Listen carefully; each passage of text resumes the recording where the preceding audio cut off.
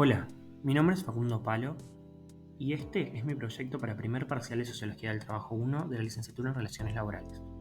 Hoy les voy a estar contando sobre la evolución del concepto de trabajo a lo largo de la historia. En esta oportunidad desarrollaré sobre el concepto desde el comienzo de la humanidad hasta nuestros días, pasando por etapas de la historia como la prehistoria, la antigüedad, la Edad Media, también la modernidad y la contemporaneidad. En primer lugar, la prehistoria es en esta época que se sabe que existen trabajos como el de la caza, otros como el del cuidado de personas, y uno tan particular y singular de esta etapa como lo es el rol del cuidador del fuego. Sin embargo, no podemos saber con exactitud cuál era la noción de trabajo que tenían nuestros antepasados, debido a que la escritura no aparecería hasta finalizada esta época de la historia. Es a partir del 3500 a.C.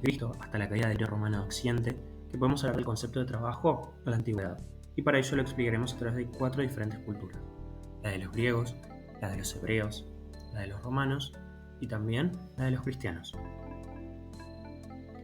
Por ejemplo, en la Grecia antigua, el trabajo era considerado como un hecho denigrante, debido a que el trabajo limitaba la libertad de los individuos. El hombre libre realizaba actividades desinteresadas que no eran consideradas trabajo, como lo son la actividad intelectual y la contemplación. El trabajo en sí mismo estaba reservado para los esclavos, que constituían la única fuerza de trabajo de la sociedad griega. Las raíces de estos pensamientos los podemos encontrar en el valor supremo que posee la autarquía socrática, que dice que todo aquel que está trabajando, sometido tanto a la materia como a los hombres para quienes trabaja, su vida entonces carece de autonomía y por lo tanto de valor moral. Pasando a los hebreos, para ellos el trabajo se constituía como un mal necesario, un castigo por los pecados de Adán y Eva. Es una perspectiva que también comparten con el cristianismo. En el libro del Génesis se establece la idea de un Dios creador, quien, valga la redundancia, creó un paraíso llamado el Jardín del Edén. Fue entonces que por el pecado original, Dios castiga a Adán y Eva y a través de ellos a toda la humanidad. ¿El castigo cuál sería? Ganarse el pan con el sudor de su frente.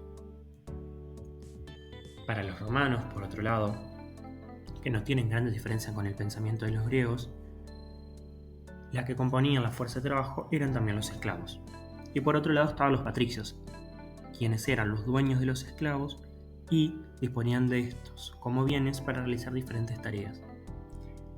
Por otro lado, estos patricios constituían tareas únicamente relacionadas a la política, similares a la contemplación y a la actividad intelectual. Existe una teoría que indica que la palabra trabajar proviene del latín tripalium, utilizada en un principio en la sociedad romana, y esta palabra designa un instrumento de tortura que consistía de 3 estacas que inmovilizan a una persona, como podemos ver en la imagen. Por último, para esta edad de la historia, el cristianismo primitivo entendía que el trabajo no es motivo de pecado, ya que si su Mesías, el Hijo de Dios, es un ser trabajador, en su caso carpintero, el trabajo debe tener un valor.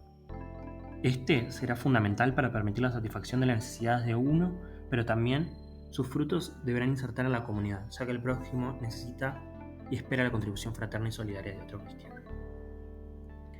Pasando ya a la Edad Media, que abarca desde la caída del Imperio Romano de Occidente hasta el descubrimiento de América, podemos decir que en los reinos europeos la organización político-económica consistía en un sistema feudal donde a falta de esclavos se recurrió a la mano de obra campesina para trabajarlos.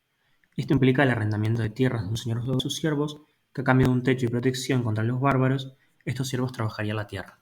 Podemos ver como figura central a un señor feudal que moraba su fortaleza y a sus alrededores se encontraban las tierras y, como podemos ver en estos pequeños círculos, las viviendas de los siervos.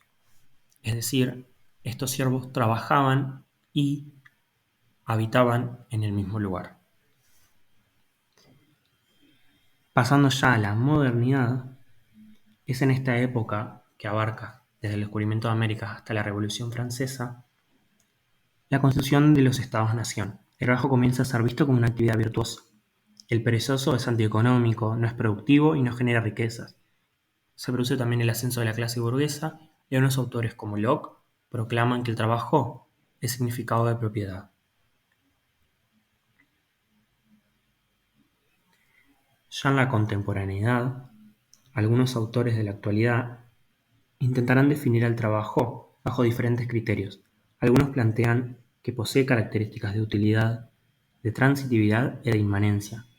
Otros tratan de diferenciar el trabajo de la labor y de la obra. Y otros incluso ya intentan diferenciar el trabajo calificado del no calificado. Es entonces que el trabajo es un concepto complejo, ya que su valorización ha variado a lo largo de la historia.